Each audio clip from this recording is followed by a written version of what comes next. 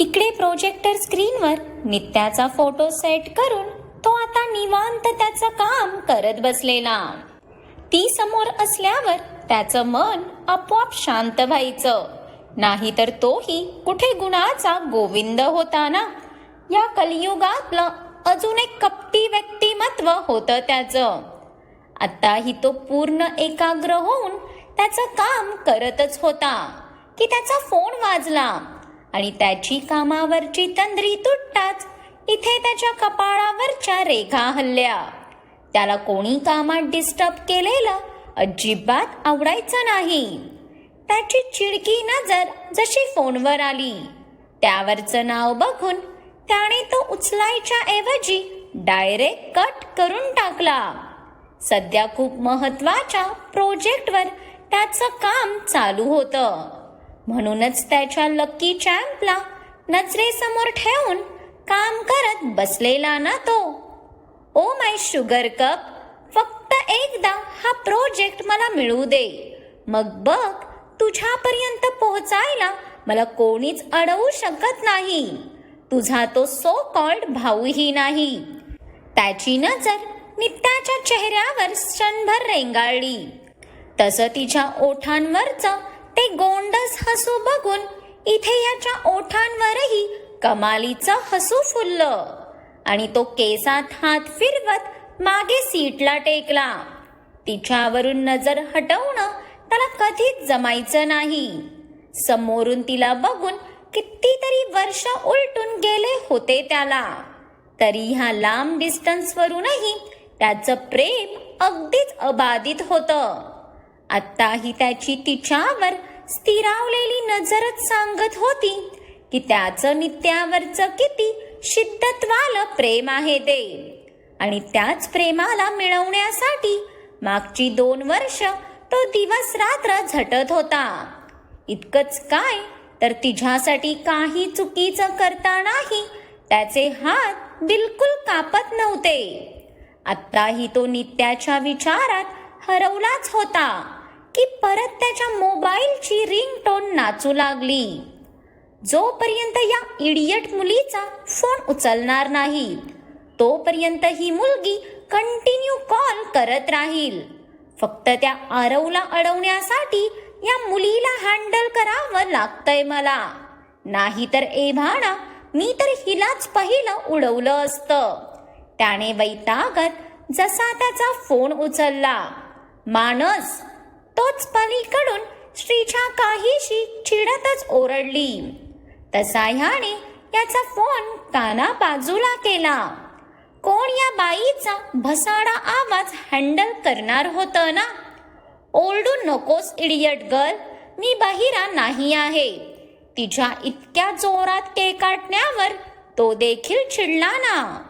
आधीच त्याला देखील हा प्राणी खास पसंत नव्हता. पण कामापुरतं गाढवालाही डोक्यावर चढवावं लागतं अशी काहीशी त्याची गत झाली होती. तू बहिरा नाहीस, पण आता लवकरच मी बहिरीच काय तर वेडीही होईन. श्रीजा अगदीच रडवेली झालेली. तिला तर आता जाम टेन्शन आलेलं. त्यात होण्यासारखं काय आहे. तू ऑलरेडी वेडीच आहेस. अँड डोंट टेल मी, हे सांगायला तू मला कॉल केला आहेस कारण मी माझं खूप महत्वाचं काम करत होतो. मानसने तिचे ऐकून वैतागतच त्याचा लॅपटॉप समोर ओढला. जस्ट शट अप मानस. इथे माझी लंका लागलीये आणि तुला फक्त स्वतःचं पडलंय. अग्नेय अग्निहोत्रीला माझ्या पॅरेंट्सला भेटायचं आहे. श्रीजा आता भीतीने चांगलीच गारटली होती. अग्नेयचा ऑरा पखुबी जाणून होती ती. म्हणूनच तर तिला भीती वाटत होती ना. कारण जर आज इव्हिनिंग पर्यंत तिने अग्नेयाला तिच्या पॅरेंट्सचा नंबर दिला नाही तर त्याची इन्व्हेस्टिगेशन सुरू होणार होती. आणि डेफिनेटली ती तिला परवडणार नव्हती. पण इकडे श्रीजाचा ऐकून मानसचे कान ताठ झाले. व्हॉट? त्यालाही क्षणभर काय आणि कसं रिॲक्ट करायचं तेच समजलं नाही. हो, त्यांना आधी माझ्या मॉम डॅडला भेटायचं आहे. त्यांना भेटूनच ते माझ्या आणि आरवच्या लग्नाची ऑफिशियल अनाउन्समेंट करणार आहेत आणि त्यानंतरच आमच्या लग्नाच्या बाकी गोष्टी डिस्कस होतील. एक वेळ तो आगीचा गोळा तरी परवडला, पण ही म्हातारी तर अडूनच बसलीये. श्रीजाच्या सांगण्यावर इथे माणसाच्या चेहऱ्यावरचे भाव भरभर बदलले आणि त्याच्या ओठांवर आता तिरकस हसू आलं. श्रीजा, देन त्या ओल्ड लेडीला शांत करणं तुझ्यासाठी किती ते अवघड आहे ना. माणसचं ऐकून श्रीजाच्या थोबड्यावर अजूनच राग जमा झाला. माणस, माझ्या हातात असतं तर या म्हातारीच्या चहात विष घालून तिला दिलं असतं मी, पण ही खपल्यावर परत त्या दुखावट्यात आमचं लग्न पोस्टपोन्ड व्हायचं, म्हणून मला गप्प बसावं लागत आहे. जोपर्यंत माझे मॉम डॅड समोर येणार नाहीत तोपर्यंत ती आमचं लग्नही होऊ देणार नाही आणि जोवर आमचं लग्न होणार नाही तोवर मला आरवला इथून घेऊनही जाता येणार नाही. आधीच तुझी नित्या माझ्या आरवच्या मागे लट्टू झालीये, मग तिला त्याचं बनायला असा कितीसा टाइम लागणार आहे ना. श्रीजाचं शेवटचं वाक्य ऐकून इथे माणसाच्या हाताच्या मुठी घट्ट आवळल्या गेल्या आणि त्याच्या कपाळावरची शीरही फुगून वर आली. माझी नित्या त्या आरवची व्हायच्या आधीच त्याचा जीव नाही घेणार का मी. माणसचा तो थंड पडलेला आवाज ऐकून इथे श्रीजाला आपण जास्त बोलून गेलो याची जाणीव झाली आणि तिने मनातच स्वतःला शिव्या घालत जोरात तिच्या डोक्यावर हात मारून घेतला. हे बघ माणस, तू असं काही करण्याचा विचारही करू नकोस. आरव माझा आहे आणि मी असताना त्या दोघांना एकत्र येण्याचा सवालच येत नाही. मी तुला म्हटलंय ना, मी आरवला घेऊन इथून निघून जाईन. तो तुझ्या आणि नित्यामध्ये कधीच येणार नाही. पण मी आता माझ्या मॉम डॅडला कुठून आणू आणि त्यांच्याबद्दल या लोकांना सांगू तरी काय. श्रीजाच्या आवाजावरूनच तिची किती फाटलीये हे कळायला माणसला वेळ लागला नाही. म्हणूनच त्याचा राग शांत होऊन त्याच्या ओठांवर परत हलकी स्माईल आली. सांगून टाक ना की मीच 2 वर्षापूर्वी माझ्या पूर्ण घराला पेटवून पळून गेले होते म्हणून. माणसचे ओठ पुन्हा तिरकस रुंदावले, पण त्याचा तो टोमणा ऐकून इथे श्रीजाच्या डोळ्यात रक्त उतरलं ना. उगा जुन्या गोष्टी उकरून काढू नका मानस चौधरी, नाहीतर तुम्ही विसरताय वाटतं. अशा खूप गोष्टी आहेत ज्या माझ्याही मुठीत बंद आहेत. मी तुला संध्याकाळपर्यंतचा टाइम देतीये.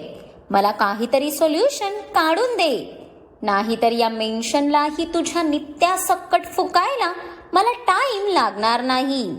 मला फक्त माझ्या आरवशी मतलब आहे, बाकी कोणाशीच नाही. श्रीजाने इतकं बोलून रागातच फोन कट केला, पण इथे तिच्या धमकीवर माणसाचा लावा उसळायला लागला ना. साली डॅश, ही समजते कोण स्वतःला. मला या मानस चौधरीला धमकी देतीये ही मुलगी. अरे माझ्या मेहरबानीवर जगणारी ही आता माझ्या डोक्यावर नाचणार काय? हिची तर उतरवावीच लागेल. मानस आतल्या आत चरफडत नित्याकडे बघून त्याचा राग शांत करतच होता की तोच त्याचा असिस्टंट पळतच आत आला. मानस सर, त्याच्या चेहऱ्यावरचा आनंद सांगत होता की त्याला काहीतरी महत्वाचं सांगायचं आहे ते. Suraj, are you mad? Without knock करता तू माझ्या केबिन मध्ये एंटर झालासच कसा? मानसने आधी प्रोजेक्टर क्लोज करत चिडतच समोरच्या देहाकडे पाहिलं, जो अक्षरशः धापा टाकत होता. पण त्याच्या नित्याला कोणी पाहिलेलं त्याला आवडणार नव्हतं, म्हणून आधी त्याने तिची विंडो क्लोज केलेली. सर, मला नंतर ओरडा, पण हे बघा, तुम्हाला अग्नेय अग्निहोत्रीकडून एक बिझनेस प्रपोजल आलंय. Can you imagine?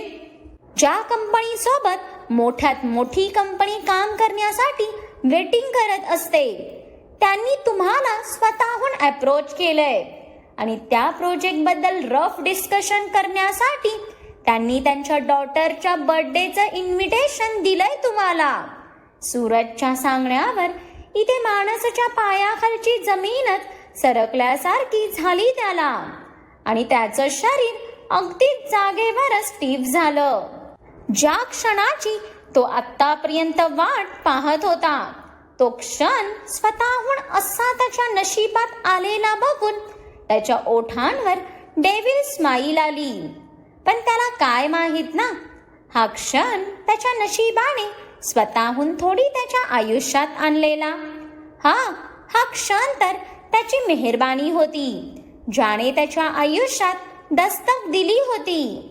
आता त्याचे अंजाम किती भयंकर असणार होते हे तर येणारा टाइमच सांगणार होता. सो फायनली अग्नेय अग्निहोत्री, आपली पहिल्यांदा भेट होणार तर. पण या पहिल्या भेटीतच तुम्हाला क्लीन बोर्ड करणार हा माणस. आत्तापर्यंत तुम्ही तुमचे खूप शत्रू पाहिले असतील, त्यांची विल्हेवाटही लावली असेल, पण हा शत्रू भले वयाने आणि अनुभवाने तुमच्याहून छोटा असला तरी त्याची बुद्धीच तुमच्या राज्याचा सर्वनाश करायला पुरेशी आहे. याच बुद्धीच्या जोरावर माझ्या नित्याला तुमच्या नजरेसमोरून घेऊन जाणार मी. And trust me elder man, तुम्ही काहीच करू शकणार नाही. माणसाच्या डोक्यातले घोडे फुल स्पीडने वळवळू लागले, पण या छोट्या जीवाला कायच माहित ना, याचे घोडे कितीही पळाले तरी तो चित्त्याच्या स्पीडने पळतो ते. रीटा बहिणी, मला तर इतके सगळे कपडे बघून काहीच कळत नाही आहे. डोकं तर अगदी भंडावून गेलं माझं. अग्नीने पाठवलेल्या डिझायनरने सियासमोर ठेवलेल्या त्या ब्रँडेड डिझायनर कपड्यांना बघून खरंच ती खूपच गोंधळली होती. आपल्या लेकीच्या पहिल्या बर्थडेसाठी इतका काय तामझाम करायचा हाच प्रश्न पडलेला तिला. नाहीतरी जिला अजून काही कळतही नाही. तिचा इतका ग्रँड बर्थडे करणं तिला पटतही नव्हतं. तिच्या लेकीला तर नंतर फोटोज बघूनही तिचा हा बर्थडे काही आठवणार नव्हता. पैशाचा तर निव्वळ अपव्यय वाटत होता तिला. पण तिच्या राक्षसासमोर कोण काय बोलणार ना, म्हणून गप्प तो बोलेल तसं करणं चालू होतं तिचं. फ्रीचं कोण कशाला त्या राक्षसाच्या शेपटीवर पाय देईल ना.